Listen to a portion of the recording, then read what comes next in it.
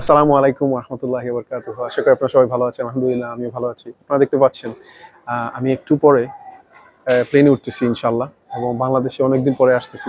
এখানে আসার পরে আমার একটা জিনিস মাথায় আসলো, তো আপনাদের সাথে শেয়ার করার ইচ্ছে করতেছে।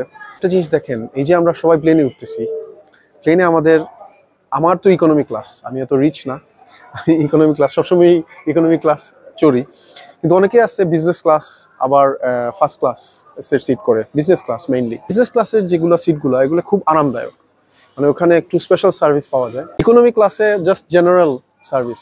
বাংলাদেশের যে ঢাকা সিলেটের বড় বড় বাস আছে না, ওইগুলোর থেকেও চেয়ার অনেক খারাপ থাকে। এখানে কিন্তু ডিফারেন্স আছে।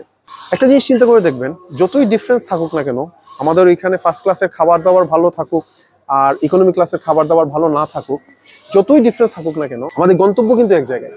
প্লেনটা কিন্তু এক জায়গায় যাচ্ছে। কোথায় যাচ্ছে? বাংলাদেশে। ঠিক তেমনি আমাদের জীবনে দেখবেন, আমরা কেউ গরিব, কেউ ধনী, কেউ শিক্ষিত, কেউ অশিক্ষিত, আমাদের মধ্যে অনেক ডিফারেন্সেস।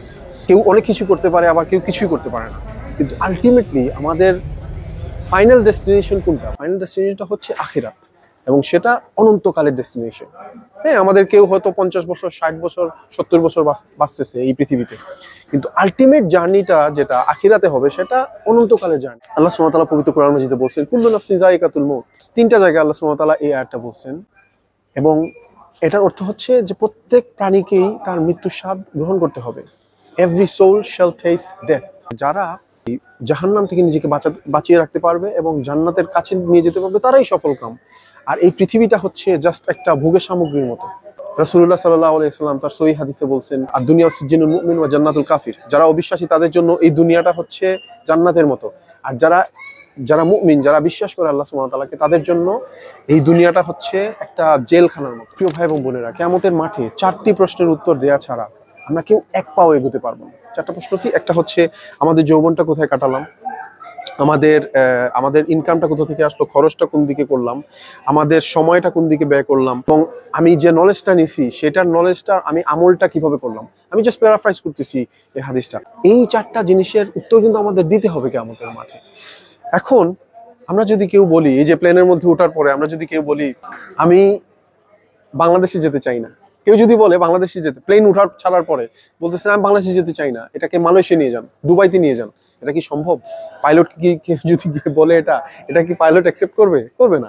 প্লেনটা কিন্তু বাংলাদেশেই যাচ্ছে। ঠিক তেমনি আমাদের মৃত্যু যখন চলে আসবে, মালাকুল মউত যখন চলে আসবে, তখন আপনি মালাকুল মউতকে বলতে পারবেন না যে ভাই আমার জন্য একটু ওয়েট করেন, আমার এই কাজটা বাকি আছে, আমার এই উইল করাটা বাকি ছিল, আমার এটা করা বাকি ছিল, ওটা করা বাকি ছিল, আমি একটু এক্সট্রা আমল করতে চাই।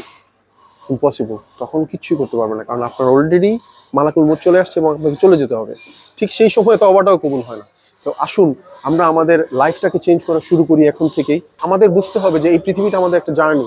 আপনি ট্রাভেলিং যখন করেন, তখন কিন্তু এই যে আমি এয়ারপোর্টে এখন আসি, এয়ারপোর্টে আমি কিন্তু এখানে থাকার কোনো ব্যবস্থা করতেছি না।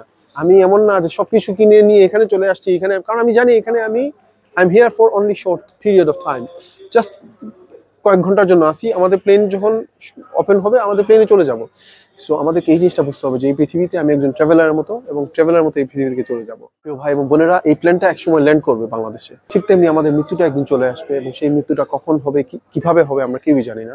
আসুন আমরা যেমন এয়ারপোর্টে আসার আগে আমাদের টিকিট চেক করি, আমাদের পাসপোর্ট চেক করি, সবকিছু ঠিক আছে নাকি, মানে বোর্ডিং পাস চেক করি, সবকিছু চেক করার পরে আমরা প্লেনে উঠি, না হলে আমাদের প্লেনে উঠতে দিবে না। ঠিক তেমনি কিয়ামতের জন্য যেন আমরা রেডি হই। আমাদের আমল ঠিক আছে নাকি, আমাদের ঈমান ঠিক আছে নাকি, আকীদা ঠিক আছে নাকি, আমাদের সবকিছু যা করতেছি এগুলো কি বিশুদ্ধ নাকি, আমরা কি এমন কিছুর সাথে আমাদের রাজনৈতিক জীবন, আমাদের সামাজিক জীবন এমন কিছুর সাথে কি আমি কানেক্টেড করে রাখছি যেটা আমাকে আখিরাতে অনেক কঠিন সময় দিতে পারে।